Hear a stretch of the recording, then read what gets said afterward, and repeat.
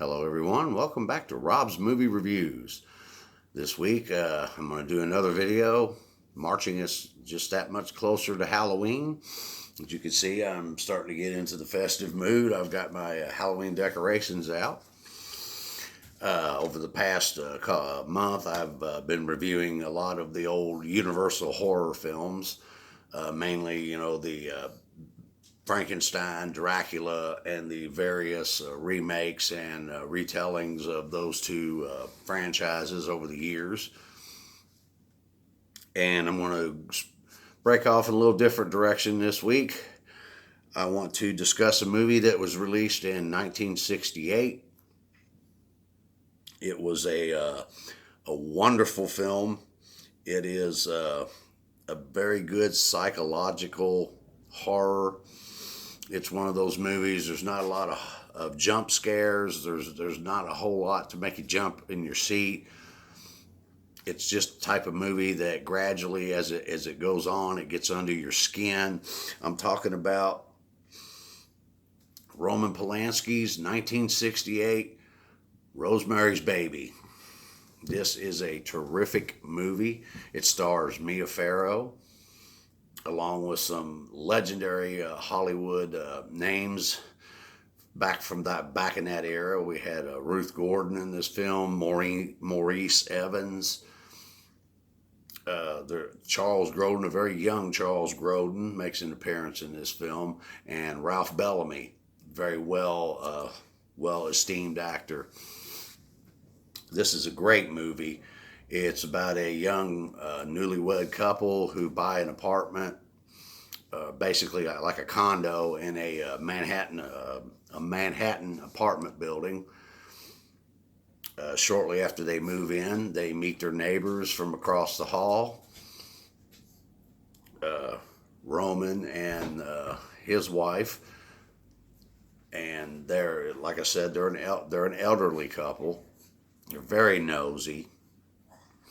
And when they find out a little bit later on in the film that Mia Farrow's character has become pregnant, they just kind of barge their way in. They kind of take over every aspect of her life. They become almost controlling. And her husband, Guy, who is a professional actor, he ends up kind of falling in line with them.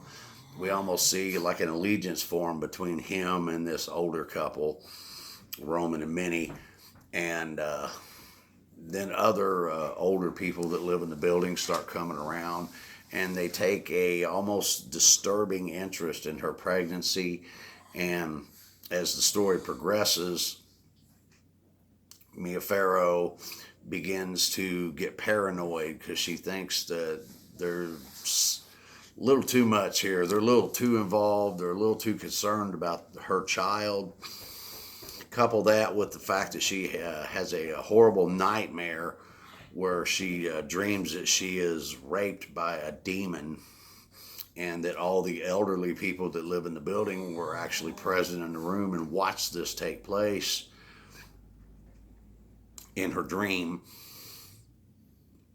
She is beginning to become paranoid. She's afraid that they're going to try to take her baby from her when it's born. She tries to convey her feelings to Guy, but he doesn't want to hear it. He's more interested in what Roman and Minnie have to say, and the other people in the group. She tries to tell her doctor, played by Charles Grodin, and he ends up just calling Guy and having him come pick her up. So just no matter which way she turns, there's no escape. She has a very good friend named Hutch that is played by the tremendously talented actor Maurice Evans. And when Hutch starts giving her advice that contradicts what the group of elderly people are telling her, suddenly Hutch just up and dies from some kind of poisoning, but the doctors can't quite pinpoint what kind of poison it is, or how he came in contact with it. And she fears that they murdered Dutch because he was trying to get her away from them.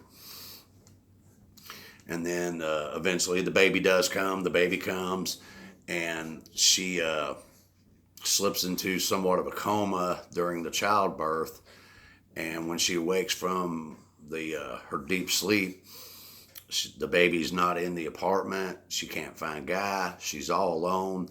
That's when she hears this ominous chanting coming from the next apartment, and she gets a butcher knife out of the drawer and she goes across into the next apartment, and there's about 15 or 20 people, all these old elderly people that have been very obsessive and very nosy into her and Guy's life, and been keeping track of her pregnancy. They're all sitting around talking, and there's one of those old time wooden frame strollers in the middle of the room, and she approaches it, and that's when they tell her, yes, that's your baby. Nobody's trying to take him from you, honey. He's still your child. He needs you. He needs his mother to raise him. And she pulls back the veil over the carriage to reveal, this is where I really like what they do here, because there's this build up.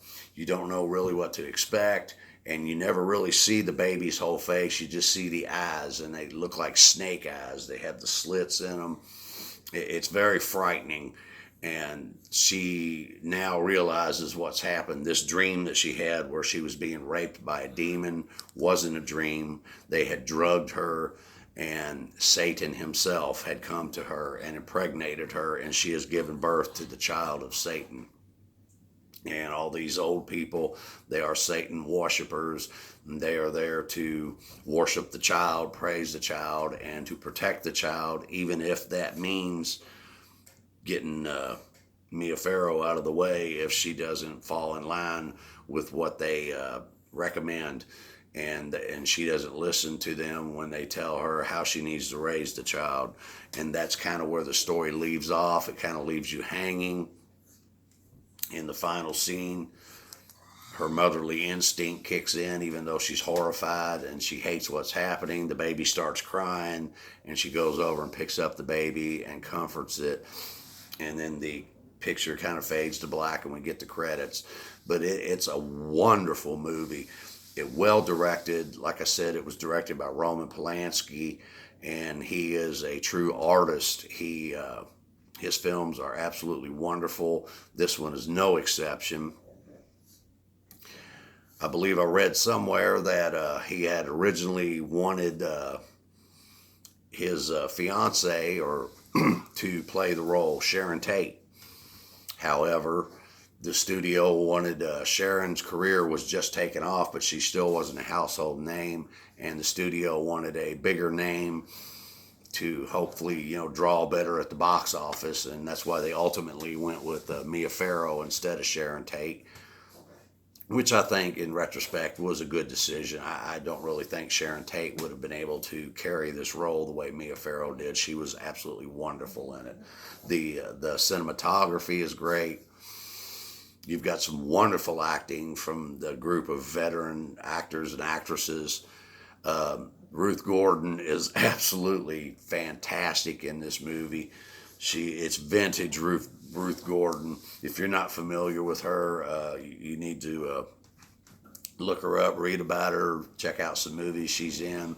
She's, of course, long since been deceased, but she was a wonderful actress in her time. Maurice Evans, I absolutely adore him. He does a wonderful job in this film. Ralph Bellamy is terrific. Everybody in this movie does a great job, and it's just a well put together film. It starts right away with the feeling of, it gives you this uneasy feeling like something's just not quite right, and it builds and builds, and it gets under your skin.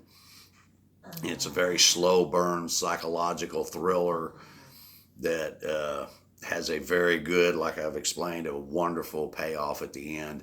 So I definitely recommend, if you haven't seen Rosemary's Baby, you definitely need to check this movie out. Look it up on one of your streaming services that you may have, or it's available on DVD and Blu-ray. But that's all I've got to say this week about Rosemary's Baby. Join me back again next week where I'll be reviewing another horror film as we march that much closer to Halloween. Until then, you all take care.